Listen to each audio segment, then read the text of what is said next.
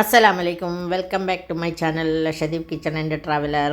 ഇപ്പം ഞാൻ ഇന്ന് വന്നിട്ടുള്ളത് ലക്ഷദ്വീപിൻ്റെ സ്വന്തം ഉണ്ടെന്ന് പറയും, അരിയുണ്ട കേട്ടാ. നമ്മുടെ പുയിങ്ങലരി കൊണ്ട് ഉണ്ടാക്കുന്ന ഒരു പലഹാരമാണ്, നല്ല ടേസ്റ്റിയാണ്. അത് കാസർഗോഡ് ഇവിടെ ഹോട്ടലിലൊക്കെ ഒരുവിധം എല്ലായിടത്തും ഉണ്ടാവും. കാസർഗോട്ടുകാർ അതിൻ്റെ കടമ്പ് എന്നാണ് പറയുന്നത്.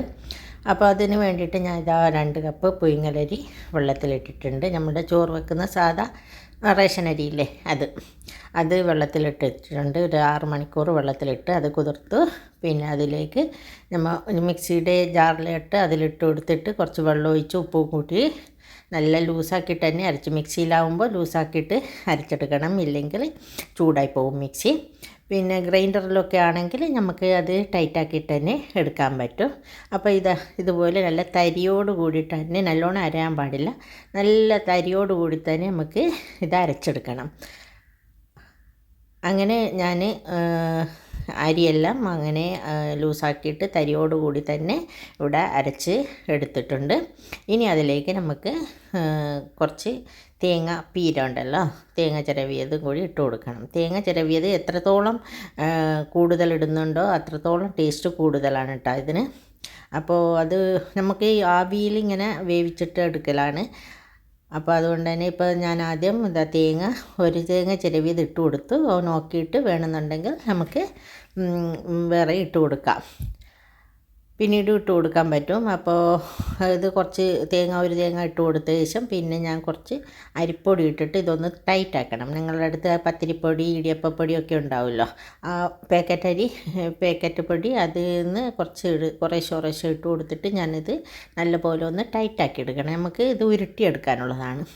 അപ്പോൾ ഈ വെള്ളത്തിൻ്റെ അംശം ഒന്ന് കുറച്ചിട്ട് നമുക്കിതൊന്ന് ടൈറ്റ് പത്തിരിൻ്റെ നെയ്പത്തിരിൻ്റെ മാവ് പോലെ ഒന്ന് കുഴച്ചെടുക്കണം. അപ്പോൾ അതൊന്ന് നല്ലപോലെ ഒന്ന് കുഴച്ചെടുക്കട്ടെ. അപ്പോൾ അത് കുഴച്ച് നോക്കുമ്പോൾ അറിയാൻ പറ്റും നമുക്ക് തേങ്ങ കൂടുതൽ വേണോ മതിയോ എന്നൊക്കെ, കറക്റ്റാണോ എന്നൊക്കെ അറിയാൻ പറ്റും. അപ്പോൾ കൂടുതൽ വേണമെന്നുണ്ടെങ്കിൽ, കുറച്ചുകൂടി വേണമെന്നുണ്ടെങ്കിൽ തേങ്ങ പീര കുറച്ചുകൂടി നമുക്ക് ആഡ് ചെയ്തിട്ട് ഇതേപോലെ കുഴച്ചെടുക്കണം. അപ്പോൾ വീഡിയോ ആദ്യമായിട്ട് കാണുന്നവൻ്റെ കൂട്ടുകാരാണെങ്കിൽ ഒന്ന് സബ്സ്ക്രൈബ് ചെയ്ത് ബെൽ ബട്ടൺ കൂടി അമർത്തിയിട്ട് കാണാൻ ശ്രമിക്കണേ. വീഡിയോ എല്ലാവരും സ്കിപ്പ് ചെയ്യാതെ തന്നെ കാണണം. ഇതുപോലെ അറിയാത്തവർക്കാണെങ്കിൽ ഇതുപോലെ ഒന്ന് ഉണ്ടാക്കി നോക്കണം, നല്ല ടേസ്റ്റാണ് കേട്ടോ. അപ്പോൾ മീൻ കറീൻ്റെ കൂടെയും മീൻ മുളക് കറീൻ്റെ കൂടെയും ബീഫിൻ്റെ ചിക്കൻ കറീൻ്റെ ഒക്കെ കൂടെ കഴിക്കാൻ രാവിലെ ബ്രേക്ക്ഫാസ്റ്റിനും രാത്രി ഡിന്നറിനും ഒക്കെ നല്ല പറ്റിയ ഒരു ഐറ്റമാണ് കേട്ടോ. അപ്പോൾ ഞാൻ നല്ല പോലെ തേങ്ങ കുറച്ചുകൂടി ഇട്ട് കൊടുത്തിട്ടുണ്ട്.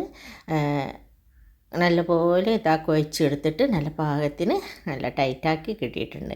ഇനി നമുക്കിത് ഉരുളകളാക്കിയിട്ട് നല്ല ഭംഗിയിൽ ഉരുളാക്കി അതിൻ്റെ നടുവിലൊരു ഹോളും കൂടി ഇട്ടിട്ട് ഒരു കുഴി ഇട്ടിട്ട് നമുക്ക് ഈ ആവിച്ചെമ്പിൽ ഇത് ആവി കയറ്റിയെടുക്കാം. അങ്ങനെ ഓരോന്നോരോന്ന് ഞാൻ ഉരുട്ടിക്കൊണ്ട് വെക്കുന്നതാണ്. അപ്പോൾ ഇത് നിങ്ങളുടെ അടുത്ത് വാഴയിലൊക്കെ ഉണ്ടെങ്കിൽ അടിത്തട്ടിൽ വാഴയില വെച്ചിട്ട് ഓരോ തട്ടിൻ്റെ മേലെയും ഓരോരോ വാഴയില വെച്ചിട്ട് അതിൻ്റെ മുകളിൽ വെക്കുമ്പോൾ നല്ല ടേസ്റ്റാണ്. എൻ്റെ അടുത്ത് വാഴയിലയില്ല, അപ്പോൾ അടിത്തട്ടിൽ ഞാൻ ഫോയിലാണ് വെച്ചിട്ടുള്ളത്. പിന്നെ മുകളിലോട്ട് അങ്ങനെ മേലെ വെച്ച് കൊടുത്തു. കാരണം ആവി കയറി വെന്ത് കഴിയുമ്പോൾ നമുക്ക് തണുത്ത് കഴിയുമ്പോൾ അത് ഓരോന്നായിട്ട് എടുക്കാൻ പറ്റും. അപ്പോൾ അതെല്ലാം ഞാനിങ്ങനെ ഉരുട്ടിയിട്ട് ആവി കയറ്റാൻ വെച്ചിട്ടുണ്ട്. അപ്പോൾ അതൊരു 10-15 മിനിറ്റ് ആവി കയറ്റിയാൽ തന്നെ നല്ലപോലെ വെന്ത് കിട്ടും. നല്ല സോഫ്റ്റാണ് കേട്ടോ. അത് പൊട്ടിക്കുമ്പോൾ തന്നെ.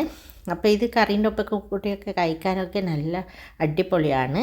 അപ്പോൾ ഞാനിത് ചായക്ക് വേണ്ടിയിട്ട് ഉണ്ടാക്കിയായിരുന്നു. ഞങ്ങളുടെ ലക്ഷദ്വീപുകാരുടെ ഒരു പരിപാടി ഉണ്ടായിരുന്നു, ഒത്തുകൂടൽ. അതിന് വേണ്ടിയിട്ട് കൊണ്ടുപോകാനായിട്ട് ഉണ്ടാക്കിയതാണ്. അപ്പോൾ നിങ്ങളായിട്ട് ഷെയർ ചെയ്യാമല്ലോ എന്ന് വിചാരിച്ചിട്ടാണ് ഞാൻ വീഡിയോ എടുക്കുന്നത്.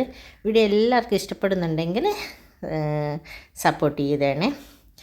അപ്പോൾ ഇതുപോലെ എല്ലായിടത്തും ഓരോന്നോരോന്ന് ഞാൻ മാറ്റി വെച്ചിട്ടുണ്ട്.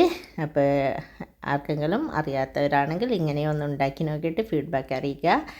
ഇവിടെ ദുബായിലൊക്കെ കാസർഗോട്ടുകാരുടെ കടയിൽ ടീ സ്റ്റാളിലൊക്കെ പോയാൽ ഇവിടെ ഏറ്റവും കൂടുതൽ ചോദിക്കുന്നത് കടമ്പ് വേണമെന്നാണ്. കാരണം ഞാൻ ഒരു പ്രാവശ്യം കഴിച്ച് നോക്കിയപ്പോൾ അതിൽ തേങ്ങ ഒന്നും ഇട്ടിട്ടുണ്ടായിരുന്നില്ല. തേങ്ങ ഇട്ടിട്ട് നമ്മളെ ദ്വീപിലെ പോലെ ഇതേപോലെ ഉണ്ടാക്കുകയാണെങ്കിൽ കുറച്ചുകൂടി നല്ലോണം ടേസ്റ്റ് ആവുമെന്ന് ഞാൻ അവരുടെ അടുത്ത് സംസാരിച്ചിട്ട് വന്നതുമാണ്. അപ്പോൾ ഇതേപോലെ എല്ലാവരും ഒന്ന് ഉണ്ടാക്കി നോക്കണം കേട്ടോ. ഭയങ്കര ഈസിയാണ്. കുറച്ച് അരിയും തേങ്ങയും ഒക്കെ ഉണ്ടെങ്കിൽ നമുക്ക് ഒരു അടിപൊളി ഡിന്നറും ബ്രേക്ക്ഫാസ്റ്റും ഒക്കെ കഴിക്കാൻ പറ്റും, ചായക്കും കൂട്ടാൻ പറ്റും. ഇതുപോലെയുള്ള പുതിയ വീഡിയോ ആയിട്ട് വീണ്ടും കാണും വരെ ബൈ.